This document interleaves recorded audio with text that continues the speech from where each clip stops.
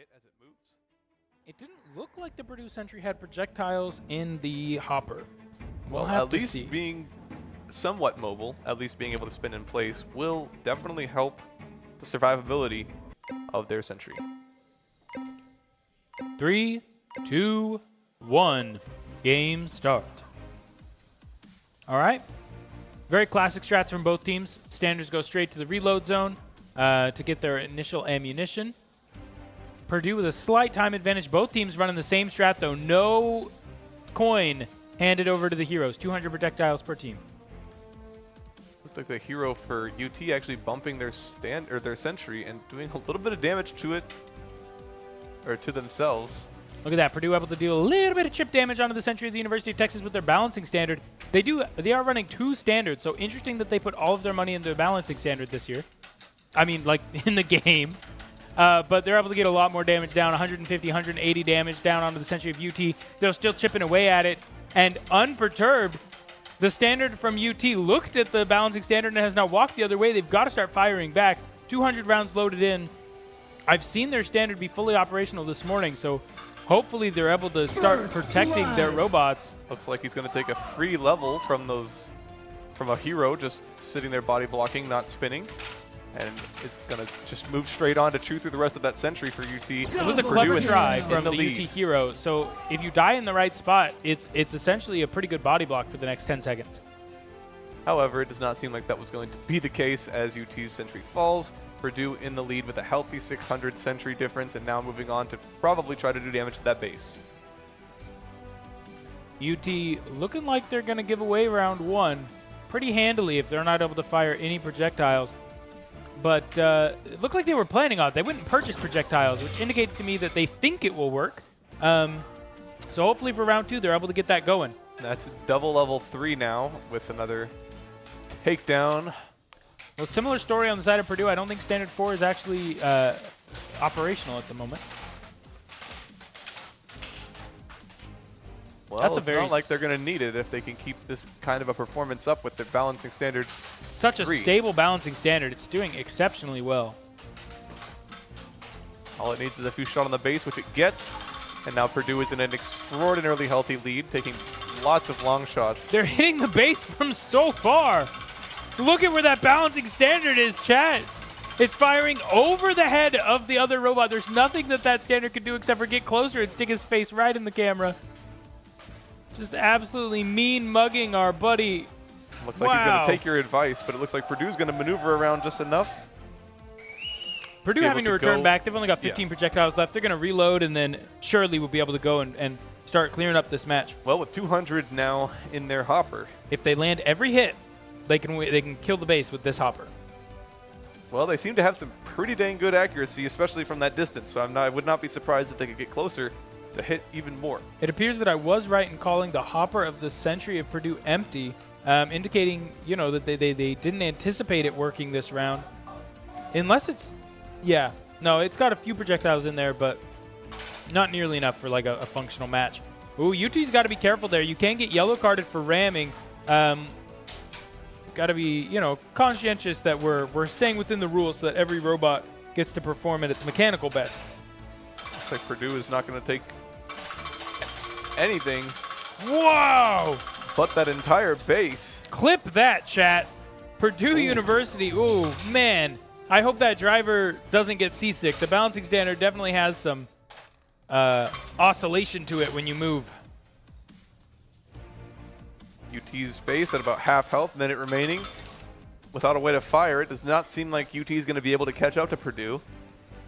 But anything can happen. Purdue going to take down UT in 1v1 and 3v3 in the same morning. That hurts. Well, with the robot as good as that balancing standard is performing, it's not that big of a surprise. Look at this. Purdue has spent the rest of their gold. I think that's wise. Any experience you can give your drivers is good experience. And chat, I know you're like, yeah, but you're just pushing buttons. It's hard in the heat of this game to remember which button is to pop up the purchase menu and to click everything, to get used to that UI. And so just purchasing all of the ammunition that you can in the game, really useful. Looking like that level 3 standard is going to be draining the health of the base. Yep. They won't need all 600 projectiles, but good to practice to buy them all, and they're surely going to take down round 1. Once again, it's not necessarily 555 left in their physical hopper, but more in their virtual hopper, as it were. With 10 seconds left, it's looking like they might be able to get back over there in time. We'll see how quick that reload was. Looks Matt, like they're going to if they instead get opt to try to do some robot-on-robot combat, and that's going to be a takedown as the game concludes in large favor of Purdue. Excellent showing from Purdue University. That balancing standard being a force to be reckoned with. Oh, we could see it power off there. Very cute. Yeah, battery's a little bit low. I want to swap that one out, but yeah, landslide performance in favor of Purdue. Whenever they are also opting not to take a technical timeout currently, which they are probably going to save for whenever they would want to use one later, as this is, once again, this is their second time being out here anyway. Yeah, I agree. We got some people in chat asking if there's an alternate stream for this broadcast not on Twitch. Yes, we are streaming on RoboMaster's official website, so you can go and to RoboMaster/live and go look at the North American region, and you should be able to find this stream as well. UT posturing like their goal. That's an armor panel coming off of that hero on the base. It should be a cover, right? Or yeah, just a bumper. just a yeah. If armor panels are falling off, we might have some issues. We'll see. We'll see if Purdue's number 4 is able to fire. If they can get that second standard up, I think they'll be a very, very sure Group A champion. I would agree with that. With one standard, though, I think lots of other teams like NYU and such might be able to take them out. Purdue making very short work of the standard from UT as they now move on to do damage at the base, which they get successfully quite a few times. This is a level 1 standard. What? How? No, he's level 2. He's level 2. Whew. It's okay, chat. Calm down. It's a level 2 standard. We're okay. Still, very impressive fire rate, very impressive accuracy. Yeah. Out of projectiles, gonna have to go back and reload again. We were seeing through the eyes of the balancing standard from Purdue. Now we're seeing through the eyes of our awesome top-level camera, courtesy of First Washington. Big shout-out to them. They've given us a lot of volunteers and help running this event. Really grateful, helping support the robotics scene here in Washington State. 3 minutes left. We'll see if Purdue might actually be able to take that base all the way out with just a single standard.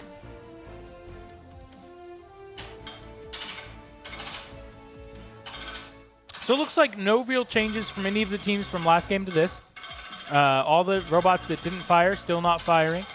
The one robot that is doing great. And honestly, for Purdue, this is going to be excellent driver practice. It's good to just get some field time. They're taking some time hitting the Beyblade spinning standard of Texas. And it at least gives UT a good practice for being able to drive around. It looks like both robots are able to move how they want to move. So it's at least good practice whether or not it's shooting or not.